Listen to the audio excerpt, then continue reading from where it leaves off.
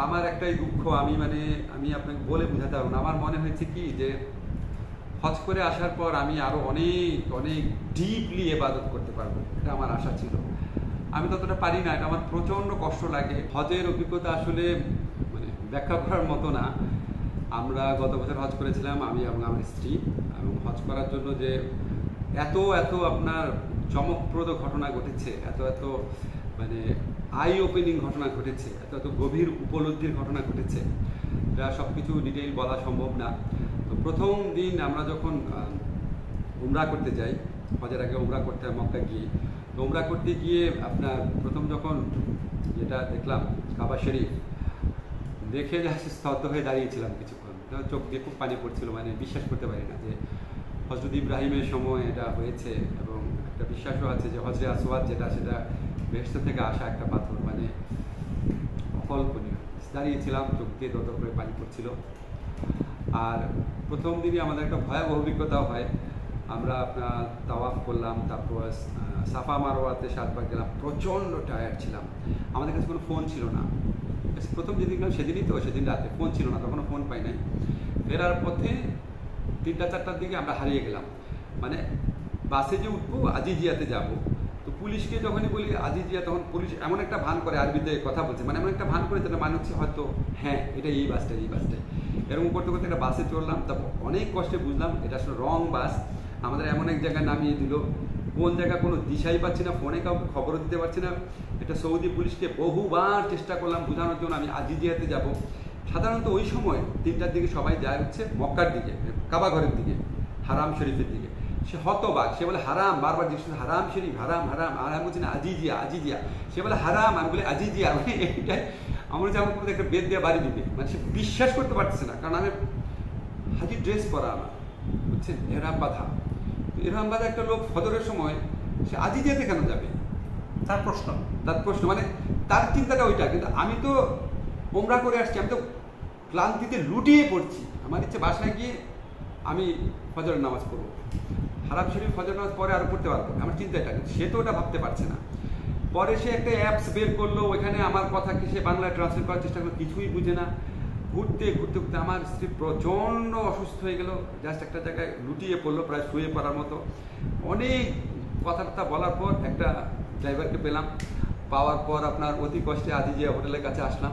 সে একটা অবিশ্বাস্য অঙ্কের টাকা চাইলো। তা আমি মোটামুটি জানতাম কত ভাড়া, আমি ভাড়াটা তাকে দিলাম। দেওয়ার পর সে বললো এরকম বুঝাচ্ছে নাটা, তখন আমার প্রথমে একটা আরবি শব্দ বললাম। আমি তাকে বললাম যে 40 দিয়েছিলাম, 40 রিয়াল, খালাস বলে চিৎকার করে উঠলাম। আমি জানি না খালাস মানে কি, বাট শুনেছিলাম অনেক। সে হতভম্ব হয়ে এমন একটা ভান করে, ঠিক আছে তুমি যাও। তো এরকম অনেক স্মৃতি আছে। তারপর আপনার যখন আমরা বড় শয়তানকে যে পাথর মারার পর যখন মিনায় ফিরে আসছিলাম, এত মানুষ লোকজনকে ডাইভার্ট করে দিয়েছিল। আমরা টোটাল 4 ঘন্টা হেঁটেছিলাম, মাঝখানে একটু থেমে হয়তো খুব বেশি 20-30 মিনিট বিরতি নিয়েছি। 4 ঘন্টা হেঁটেছিলাম, বাট খুব একটা খারাপ লাগেনি। আমি চিন্তা করতে পারি না যে আমি 4 ঘন্টা হাঁটতে পারি, বিশেষ করে আমার ওয়াইফ 4 ঘন্টা হাঁটতে পারে, চিন্তা করতে পারি না আর কি। তো মানুষের প্রতি মানুষের যে ভালোবাসা, সেটা দেখেছি। আর একটা জিনিস কি, আমার মনে হয় যারা হজ করতে যাবেন তাদের হজ করতে যাওয়া উচিত। আমি কিন্তু ওখানে কোনো সেলফি টেলফি তুলি নাই। যখন মিনার থেকে ফেরত আসছি, তখন প্রথম আমি মোবাইলে ছবি নিয়েছি। আমি সর্বান্তকরণে চেষ্টা করেছি হজের সময় আমি কোনো সেলফি তুলবো না, মোবাইল দেখবো না। মোবাইলে নিউজ দেখতাম, ফেসবুকে দেখতাম না, কোনো পোস্টও দেই নাই। এখন আপনার দেখি হজ করতে যায়, ওখানে গিয়ে কি সোনা কিনলো নাকি শপিং করলো, সেলফি তুললো, ঘুরতেছি ছবি দিল। ভাই, আপনি এরকম কাবা ঘরের সামনে যারা আপনি তাওয়াফ করতেছেন, আপনার মনে সেলফি তোলার চিন্তা আসে কিভাবে? আপনি এটা ভিডিও করেন কিভাবে? ওখানে হজ করতে যাওয়ার মধ্যে থেকে সোনা কিনবেন, গয়না কিনবেন, এই চিন্তা আসে কিভাবে? হজ করতে গেলে হজ করতে যান, ঘুরতে গেলে ঘুরতে যান। হ্যাঁ, আর আমি যেটা বুঝি, হজ হচ্ছে আপনি আমাদের মহানবীর সব সাল্লাল্লাহু আলাইহি ওয়াসাল্লামের সব পবিত্র সব জায়গায় দেখছেন, আপনি হেরা গুহা দেখছেন, আপনি যে ভিজুয়ালাইজ করছেন একটা মানুষ এত কষ্ট করতো এই গরমের মধ্যে, এত উঁচু একটা পাহাড়ে গিয়ে উনি ধ্যান করতো কেন? কি আশ্চর্য! উনি একটা সম্পদশালী মানুষের হাজব্যান্ড হলেন, এটা তখন ওনার সন্তান ছিল, সবাই কন্টেন্টফুল একটা লাইফ হওয়ার কথা, বড় ফ্যামিলির। উনি কিসের জন্য উনি দিনের পর দিন 3 দিন 4 দিন ওইটা ছোট্ট গুহা আপনার, 2 জন মানুষও শুতে পারবে না, কেন ওখানে গিয়ে থাকতেন? কিন্তু নর্মাল মানুষ ছিল না। তারপর আপনার আমি ওখানে যাওয়ার আগে প্রফেটের জীবনী পড়েছি। আমার কাছে মনে হয়েছে আমরা শুধু প্রফেটকে প্রফেট হিসেবে দেখাই। উনি একজন অনেক বড় সেনানায়ক ছিলেন। উনি আলেকজান্ডার নেপোলিয়নের চেয়ে কম বড় সেনানায়ক ছিলেন না। উনি অনেক বড় একজন ওয়ার স্ট্র্যাটেজিস্ট ছিলেন। উনি অনেক বড় একটা দেশনায়ক ছিলেন, দেশ পরিচালক ছিলেন। উনি কীভাবে দেশটা চালিয়েছেন, উনি মদিনাতে গিয়ে কীভাবে ইহুদি সম্প্রদায়ের সাথে শান্তিপূর্ণ সম্পর্ক করেছেন, ওনার মদিনা সনদ। উনি একজন হিউম্যান রাইট অ্যাক্টিভিস্ট ছিলেন, উনি রিফর্মিস্ট ছিলেন। এরকম একটা সোসাইটিতে আমরা কত ফালতু কথা, ফালতু আলোচনা আনি, যেখানে মেয়ে হলে অনেক দরিদ্র পরিবারে মেয়েকে পুঁতে ফেলে, যেখানে 400-500 দেবদেবী, এবং ওই দেবদেবী হচ্ছে তৎকালীন কুরাইশ বংশ আছে, তাদের অর্থ প্রতিপত্তি এবং তাদের সমস্ত শক্তিমত্তার উৎস উনি সব নাকচ করে দিলেন। আপনি চিন্তা করতে পারেন, আমরা এই সরকারের আমলে একটা কথা বলতে 50 বার চিন্তা করি, আর উনি সরকার কেন পুরা সমাজ ব্যবস্থার বিরুদ্ধে বলে নো, সব ধ্বংস করো, সব মিথ্যা। চিন্তা করতে পারেন? ও মাই গড। আমি মানে আবার আমি যখন গেছি আমার কাছে মনে হচ্ছে আমি ওনার জায়গাগুলো দেখবো। তারপর তাওয়াফে যেখানে ওনাকে রক্তাক্ত করা হয়েছিল, উনি খেজুর বাগানে আশ্রয় নিয়েছেন।